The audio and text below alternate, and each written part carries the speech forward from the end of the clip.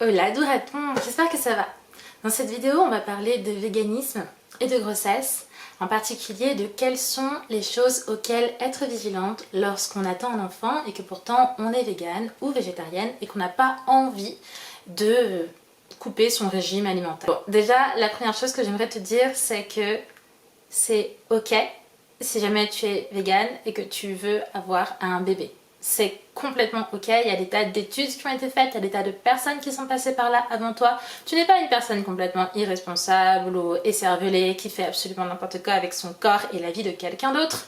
Non, c'est correct, tu ne mets personne en danger et tu ne te mets pas en danger. Mais par contre, ça demande d'être rigoureuse sur certains points et c'est ça qu'on va venir voir à l'intérieur de la vidéo, c'est quels sont les plans qu'il faut absolument pas négliger à l'intérieur de ton alimentation. Je sais à quel point ça peut être difficile d'être végane déjà dans la vie de tous les jours parce que tout le monde se sent un peu légitime à venir critiquer ce qu'il y a à l'intérieur de ton assiette ou te demander si tu es sûr que tu n'as pas de carence, qu'est-ce que tu manges et tout ça et que en plus quand tu es une femme enceinte, ben c'est super pénible parce que les gens ils se permettent déjà de te faire des remarques, mais alors si tu combines les deux, genre végane plus enceinte, je sais, j'entends un demi-milliard de fois que c'est pénible et désagréable. Mais t'inquiète, les rageux peuvent aller rager dans leur coin et toi, tu peux continuer à pas tuer des animaux. Alors, en fait, faut savoir qu'il y a vraiment des études qui ont été faites sur la question. Je vais te mettre des liens à l'intérieur de la description pour que tu puisses faire tes recherches si toi ça t'intéresse.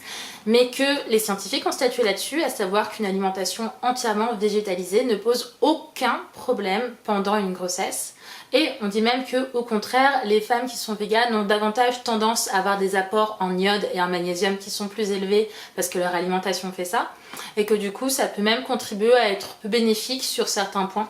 Notamment, le magnésium, ça fait que ça va venir diminuer les crampes et les tensions musculaires qu'il peut notamment y avoir au 3e trimestre de grossesse. Il faut simplement être attentif à quelques déficits qui sont particulièrement présents lors d'une grossesse, qu'elle soit normale ou qu'elle soit végane, à savoir le fer et l'acide folique, ça c'est important, et des déficits traditionnels qu'ont toutes les personnes qui consomment peu ou pas de produits d'origine animale, donc à savoir la vitamine B12, les oméga 3, le calcium, tout ça. Il faut aussi apporter un point de vigilance particulier à un déficit qu'ont à peu près toutes les personnes, et c'est la vitamine D.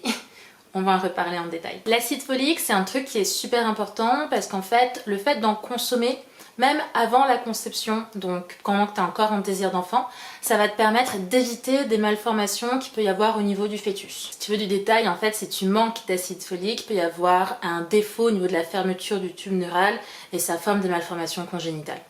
C'est pour ça qu'on recommande à toutes les femmes qui sont en désir d'enfant, et pas seulement à celles qui sont véganes, de se supplémenter en acide folique, qu'on appelle également la vitamine B9. Tu peux trouver des petites supplémentations dans des gélules et tout ça.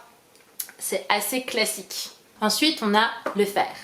En fait, l'autorité européenne de sécurité des aliments considère que les besoins en fer vont pas spécifiquement augmenter pendant la grossesse si et seulement si la femme avait déjà un bon capital fer à la base. Donc ça, c'est vraiment très important d'avoir déjà un bon capital fer. Et si jamais ce truc-là existe, c'est présent, il n'y a pas besoin de se préoccuper du fer plus que ça. En cas de doute, tu peux quand même ajouter le fait de prendre 5 portions d'oléagineux ou de légumineuses par jour. Ça va te permettre de maintenir tes taux de fer qui vont être assez hauts. Et c'est en plus, ça a un faible indice glycémique, donc tu n'auras pas de risque pour le diabète gestationnel ou des choses comme ça. Dans tous les cas, sache que à partir du 6e mois de grossesse, généralement, tu as une prise de sang dans laquelle on va venir évaluer ton taux d'hémoglobine pour savoir si jamais tu as besoin de prendre une supplémentation en fer. Et à ce moment-là, si jamais il y a un déficit, si jamais il y a une carence quelque part, on va le remarquer dans tous les cas, que tu sois végane ou que tu ne le sois pas. La vitamine B12, qui nous intéresse particulièrement quand on est végane, parce qu'on le consomme directement à partir d'un comprimé de synthèse, plutôt que le prendre à partir des animaux qu'on supplémente eux-mêmes à l'heure actuelle. Ne l'oublions pas, la vitamine B12, si les personnes qui mangent de la viande en ingèrent, c'est parce que les animaux d'élevage sont supplémentés en vitamine B12. Quand on parle de grossesse, quand on parle de véganisme, ça nous intéresse tout particulièrement parce qu'il ne faut pas oublier de se supplémenter. Alors ça, qu'on soit enceinte ou pas enceinte, si on est végane ou végétarienne, il faut se supplémenter en B12. Et quand on est omni, il faut éventuellement se supplémenter en B12 aussi parce qu'il n'y en a jamais assez et que ça peut venir causer des soucis de santé s'il n'y en a pas.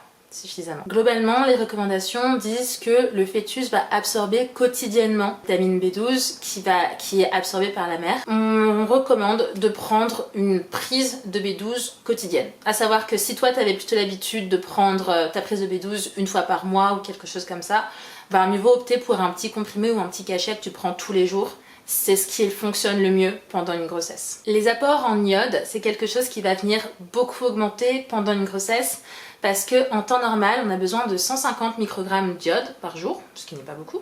Et en période de grossesse, on a besoin de 250 microgrammes d'iode. Donc c'est quand même 100 microgrammes de plus, c'est pas rien. Et pour ça, il faut penser donc à en avoir un petit peu plus dans son alimentation. Quand tu es végane, tu peux en avoir si tu consommes un petit peu plus de sel. Prends du sel iodé. N'hésite pas à en mettre dans tes plats, n'hésite pas non plus à manger des algues, tout simplement. Ou alors à prendre un supplément où il y a de l'iode à l'intérieur. Pareil pour le calcium, tu vas avoir besoin de plus de calcium pendant ta grossesse parce que si jamais tu ne consommes pas assez de calcium, tu peux avoir une perte osseuse. Donc en règle générale, on va te conseiller d'avoir 1000 microgrammes de calcium par jour. Comment est-ce que tu fais pour avoir ça dans ton alimentation ? Alors, tu as certaines variétés de tofu qui sont coagulées avec du calcium. Si jamais tu en trouves par chez toi dans tes magasins bio, n'hésite pas à regarder. Enfin, il faut vraiment que tu regardes coagulé avec du calcium derrière l'étiquette. Sinon, sache que tous les légumes verts avec des feuilles très très foncées, ça va avoir tendance à être riche en calcium. Donc là-dedans, tu vas trouver le pak choi, le chou kale, le chou frisé, enfin le chou chinois. N'hésite pas à en avoir dans ton alimentation. Et un truc tout bête, ça consiste à boire de l'eau minérale qui est très riche en calcium. Donc tu as certaines marques d'eau qui ont une teneur en calcium beaucoup plus élevée que les autres. Voilà. Bon, et la vitamine D, c'est toujours recommandé dans tous les cas. Pendant ta grossesse, si jamais tu t'exposes trop au soleil, ça peut venir faire apparaître des masques de grossesse, des taches sur ta peau. Et du coup, si t'as pas envie d'avoir ça et que t'as quand même besoin d'avoir de la vitamine D, comme tout être humain normalement constitué, vaut mieux prendre une supplémentation là-dessus. Il y a aussi les oméga 3. On va avoir tendance à te recommander d'augmenter de 100 à 200 microgrammes ta consommation d'oméga 3 pendant ta grossesse et pendant ton allaitement. Là encore, plutôt viser une supplémentation là-dessus. Donc, les choses auxquelles tu dois être vigilante pendant ta grossesse, que tu sois végane ou que tu ne sois pas végane, en fait, c'est à peu près les mêmes. À savoir que tu dois être vigilante au niveau de l'iode, au niveau du calcium, au niveau des oméga 3, au niveau de la vitamine D, au niveau du fer, bref, toutes les choses qu'on a citées un peu précédemment. Ça, c'est des trucs que tu dois avoir un petit peu en point de vigilance. Tout ça. Tu vas avoir tous les professionnels de santé qui vont te faire pas mal de speech sur quoi ajouter à l'intérieur de ton alimentation, quoi manger, quoi ne pas manger, enfin bref. T'as aussi plein de marques de supplémentation pour les femmes enceintes qui existent. Je vais pas t'en parler dans cette vidéo, par contre je vais faire des recherches plus tard pour essayer de te repérer quels sont les mieux. En tout cas, selon moi, je vais essayer d'en comparer pas mal pour voir ce que je pourrais te conseiller, en sachant que je suis pas genre la bonne parole sur internet quoi. Donc si t'as genre des meilleures idées, des meilleurs avis ou quoi, mais prends. On peut être tenté de pas vouloir prendre de compléments alimentaires et de juste se baser sur son alimentation. Tu remarqueras qu'il y a quand même pas mal de petits trucs auxquels faire attention et que parfois juste prendre un comprimé multivitaminé où il y a tout, comme ça t'es sûr qu'il n'y a pas de problème. Et c'est plus simple. Un des compléments qui est les plus courants pour les personnes qui sont véganes, ça va être le complément VEG1. Alors je te le présente non pas parce que je suis sponsor, mais en fait c'est parce qu'il est remboursé par l'Association végétarienne de France, faut que tu le saches. Et moi, de toutes les personnes véganes que je connais, souvent c'est celui-là qu'on a tendance à consommer le plus. Et donc on m'a posé la question sur Instagram de me dire, bon bah du coup si je prends ça, est-ce que ça veut dire que je vais être couverte sur toute ma grossesse? Est-ce que c'est ok, j'ai besoin de me préoccuper de rien? Bah en fait, pas complètement. Alors, ça va couvrir tes besoins en termes de vitamine B12 et en termes de vitamine D. Par contre, avec ça, tu vas pas avoir suffisamment d'iode ni d'acide folique. Parce que même s'il y en a à l'intérieur des comprimés, t'en as pas suffisamment pour pouvoir couvrir tes besoins quotidiens. Ce qui peut être recommandé dans ce cas-là, c'est d'en prendre 2 par jour. Du coup, t'en prends un le matin et un le soir.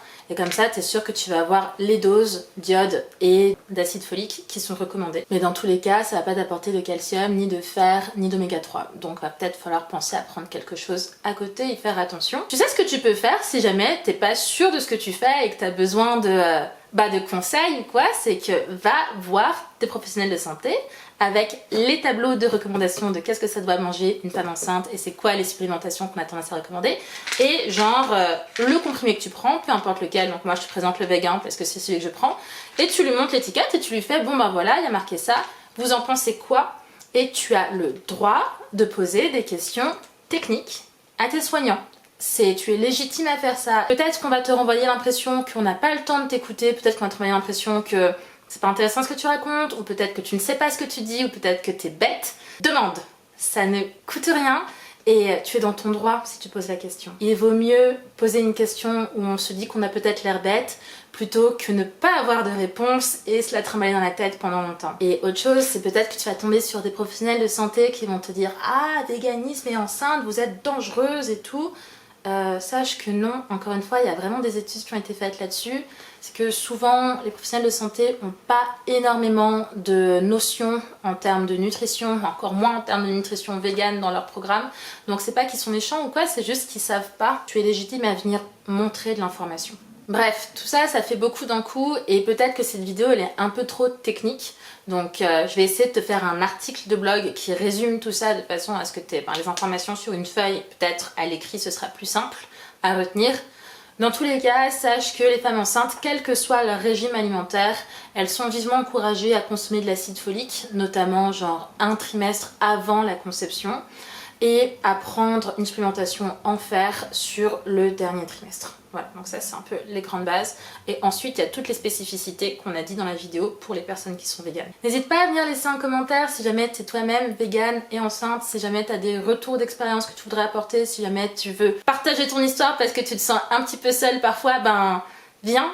Et dans tous les cas, j'espère que cette vidéo t'a été utile. Je vais te mettre tous les liens des études dans la description.